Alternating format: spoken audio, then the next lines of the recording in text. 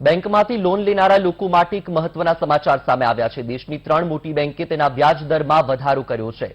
Canara bank, HDFC bank અને કરૂર વૈશ્ય બેંકે વ્યાજ દરમાં વધારો કર્યો છે, જેની સીધી અસર આ બેંકમાંથી લોન લેવા ઈચ્છતા અને જૂની લોન ચાલુ હોય તેવા લોકો પર પડશે। કેનરા બેંકે margin cost of landing rates એટલે કે એમસીએલઆરમાં 0.05% વધારો કર્યો છે, જ્યારે કરૂર વૈશ્ય બેંકે બીપીએલઆર એટલે કે બેન્ચમાર્ક પ્રાઇમ લેન્ડિંગ રેટ્સમાં 0.40% વધારો કર્યો છે। એચડીએફસીએ પણ એમસીએલઆરમાં 0.35% વધાર્યા છે, જેના કારણે હવે ઈએમઆઈમાં વધારો થશે। આ બેંકોએ એવા સમયે વ્યાજદર વધાર્યા છે જ્યાં રિઝર્વ બેંકની મોનિટરિંગ પોલિસી જાહેર નથી થઈ। આવતીકાલે રિઝર્વ બેંક તેની જાહેરાત કરી શકે છે, જેમાં રેપો રેટ વધવાની જાહેરાત થાય તો બેંકોની લોન નીતિમાં મોટા ફેરફાર આવી શકે છે।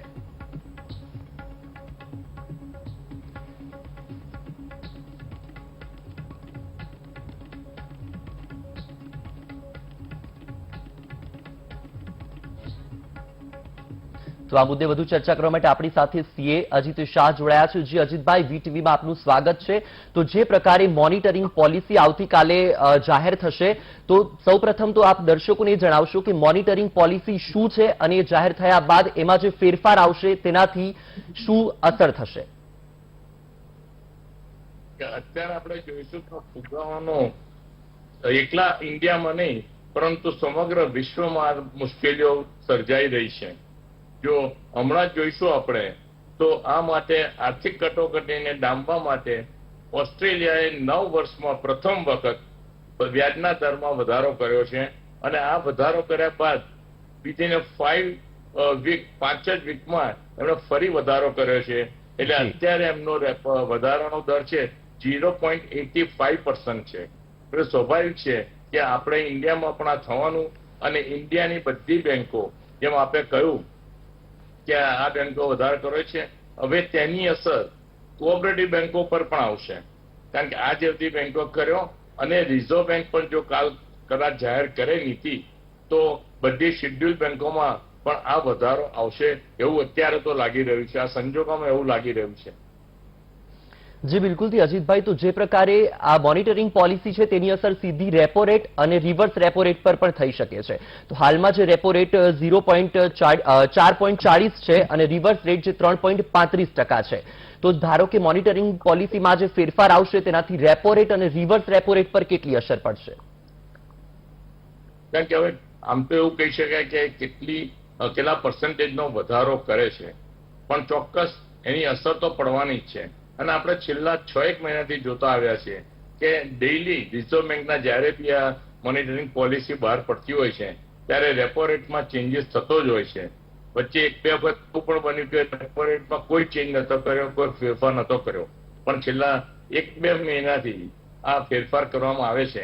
એટલે આના પરિણામ આપણી સરકારે પણ ભોગવવા પડશે એવું મારું માનવું છે। જી બિલકુલથી, તો એક તરફ જે બેંકની લોન નીતિ છે એ રેપો રેટ પર આધાર રાખે છે, તો મોનિટરિંગ પોલિસી બાદ જે રેપો રેટમાં જો વધારો આવે તો બેંકની જે લોન નીતિ છે એમાં મોટા પાયે બદલાવ આવી શકે છે। તો જો બેંકની લોન નીતિમાં બદલાવ આવશે તો જે લોન ધારકો છે કે જે જૂની લોન છે અને જે નવી લોન લેવા માંગે છે તો તેમને શું અસર પડશે? સ્વાભાવિક છે કે એમને જે નવી લેવા માંગે છે એને તો નવો જ રેટ લાગુ પડવાનો, એમાં કોઈ બેમત નથી। જે નવો રેટ આવશે તે લાગુ, જૂની જેમની છે એ લોકોને પણ રેપો રેટના હિસાબે જે નવો વધારો થયો છે તો તે વધારવી જોઈએ। પણ ખરેખર તો મેં જ્યારે લોન લીધી ત્યારે જે રેટ મેં નક્કી કર્યો હતો એ રેટ જ લાગુ પડવો જોઈએ। હવે જો વધારે તો દરેક લોન લેનાર વ્યક્તિઓને મુશ્કેલીઓ આવશે અને તે લોકોની જે ગણતરી છે કે મારે આટલા ટકા વ્યાજ ભરવાનું છે અને આટલા ટકા વ્યાજ મને મળશે એ બધી ખોટી પડે। એટલે આ જો અધવચ્ચે આવું કરવામાં આવે તો 100% મુશ્કેલીઓ આપણી પ્રજાએ ભોગવવી પડશે। જે અજીતભાઈ, જે પ્રકારે આપે કહ્યું કે જે લોન લેવા સમયે જે નક્કી કર્યો હોય તે જ વ્યાજ દર લાગુ થવો જોઈએ, તો શું જે નવી બેંક નીતિમાં જે બદલાવ આવશે તો તેનાથી શું જૂનો જે નક્કી કરેલો વ્યાજ દર લેવાશે કે પછી નવો વ્યાજ દર લાગુ પડશે? મારા હિસાબે તો જે જૂનો છે એ જ લાગુ કરવો જોઈએ। હું કાલે લોન લઉં ને કાલનો જે દર હોય ને તે દર મને લાગુ કરવો જોઈએ, પણ મેં 2 વર્ષ પહેલા લોન લીધી છે, હું રેગ્યુલર વ્યાજ ભરું છું અને હવે મને કહે કે તમારા રેટમાં વધારો થયો છે, તો મેં કહ્યું તેમ કે મારી આખી જે ગણતરી છે કે મારે આટલું વ્યાજ ભરવાનું છે અને મને આટલી ઇન્કમ છે, તો તેમાં પણ મને મુશ્કેલી પડે, મારું બજેટ પણ આખું ખોરવાઈ જાય સાહેબ. જી બિલકુલથી. તો જે પ્રકારે જો લોનમાં જે આ પોલિસી આવશે ત્યારબાદ ઈએમઆઈમાં વધારો થશે અને એમાં વધારો થશે અને આની અસર મારી દ્રષ્ટિએ કદાચ શેર બજાર ઉપર પણ પડશે. જી બિલકુલથી. તો હવે એક વસ્તુ છે કે જે રેપો રેટ છે એ જે મોનિટરિંગ પોલિસી છે એનાથી જે મોંઘવારીને ડામવા માટે આ લાગુ કરવામાં આવતી હોય છે સામાન્ય રીતે, તેમાં એ પ્રકારે નીતિ ઘડવામાં આવતી હોય છે. તો શું આ જે મોનિટરિંગ પોલિસી છે તેનાથી મોંઘવારીને શું અસર થશે? નહીં, બહુ સ્વાભાવિક છે કે આજે મેં જે લોન લીધી છે એનો દર હવે મારે વધારે વ્યાજનો દર આપવો પડે તો તેટલું મને મોંઘું પડશે.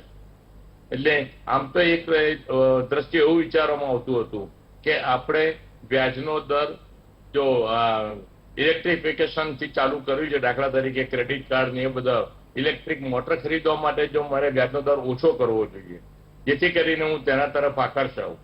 અત્યારે જે કારની લોન લેતો તેનો જે રેટ છે એનાથી મારી દ્રષ્ટિએ એમણે 5% ઓછો રેટ કરવો છે, 0.25%, તો લોકો તે તરફ દોરવાશે. અધરવાઇઝ તો મોંઘવારી મારી દ્રષ્ટિએ દર વધશે તો મોંઘવારી ઘટવાની શક્યતા ઓછી દેખાય છે. જી બિલકુલથી. તો મોનિટરિંગ પોલિસી આવશે ત્યારબાદ કેશ રિઝર્વ રેશિયો છે તેમાં કોઈ અસર પડશે? 100% પડશે, 100% પડશે એના ઉપર. જી બિલકુલથી. તો લોન ધારક જે છે એ નવી લોન લેશે તો તેમાં પણ તેને વ્યાજ દર તો વધારે ચૂકવવું પડશે, પ્લસ જેમનું જે જૂની લોન ચાલે છે એમના પણ વ્યાજ દરમાં વધારો થશે. પણ હવે બીજી વાત એ છે કે જેમણે બેંકમાં મૂડી રાખી છે કે જેમની થાપણ રાખી છે એમને શું ફાયદો થશે? એમને જે રેટ અત્યારે વ્યાજ મળે છે તે રેટ જ મળવાનો છે. જ્યારે મેં લોન લીધી છે એના રેટમાં ફેરફાર થાય છે. એટલે બેંક પાસે હું આજે ડિપોઝિટ મૂકું તો મને 5% વ્યાજ મળતું હોય છે, 4% વ્યાજ મળતું હોય છે, એ એઝ ઇટ ઇઝ રહેશે. પરંતુ મેં બેંકમાંથી લોન લીધી તેના પર જે હું વ્યાજ ચૂકવું છું તે મારે વધારે ચૂકવવાનું આવશે. જી બિલકુલ.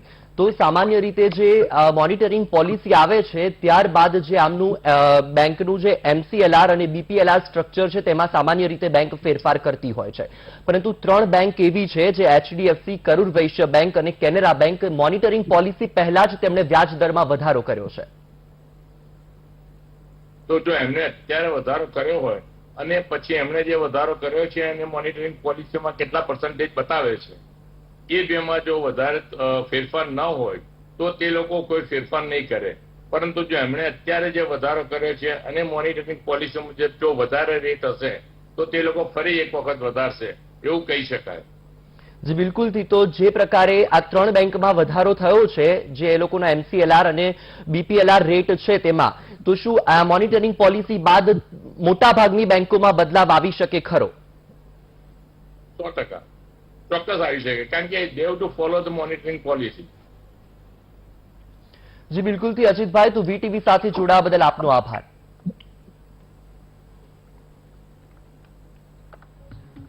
તો મહત્વનું છે કે બેંકમાંથી લોન લેનારા લોકો માટે એક મહત્વના સમાચાર સામે આવ્યા છે. દેશની 3 મોટી બેંક જેના વ્યાજ દરમાં વધારો થયો છે. કેનેરા બેંક, એચડીએફસી બેંક અને કરુર વૈશ્ય બેંકે વ્યાજ દરમાં વધારો કર્યો છે, જેની સીધી અસર આ બેંકમાંથી લોન લેવા ઈચ્છતા અને જૂની લોન ચાલુ હોય તેવા લોકો પર પડશે. કેનેરા બેંકે margin cost of landing rates એટલે કે એમસીએલઆરમાં 0.05%નો વધારો કર્યો છે, જ્યારે કરુર વૈશ્ય બેંકે બીપીએલઆર એટલે કે બેન્ચમાર્ક પ્રાઇમ લેન્ડિંગ રેટ્સમાં 0.40%નો વધારો કર્યો છે. એચડીએફસીએ પણ એમસીએલઆરમાં 0.35% વધાર્યા છે, જેના કારણે હવે ઈએમઆઈમાં વધારો થશે. આ બેંકોએ એવા સમયે વ્યાજદર વધાર્યા છે જ્યાં રિઝર્વ બેંકની મોનિટરિંગ પોલિસી જાહેર નથી થઈ. આવતીકાલે રિઝર્વ બેંક તેની જાહેરાત કરશે, જેમાં રેપો રેટ વધવાની જાહેરાત થાય તો બેંકોની લોન નીતિમાં મોટા ફેરફાર આવી શકે છે. તો આપને જણાવી દઈએ કે એચડીએફસીએ એમસીએલઆરમાં 0.35%નો વધારો કર્યો છે, જ્યારે કરુર વૈશ્ય બેંકે બીપીએલઆરમાં 0.40%નો વધારો કર્યો છે. તો કેનેરાએ પણ એમસીએલઆરમાં 0.05%નો વધારો કર્યો છે. તો મહત્વનું છે કે મોનિટરિંગ પોલિસી બાદ બેંકોની લોન નીતિમાં પણ મોટા પાયે બદલાવ આવશે તો લોન ધારકો અને નવી લોન લેનારને પણ ઈએમઆઈમાં વધારો થશે.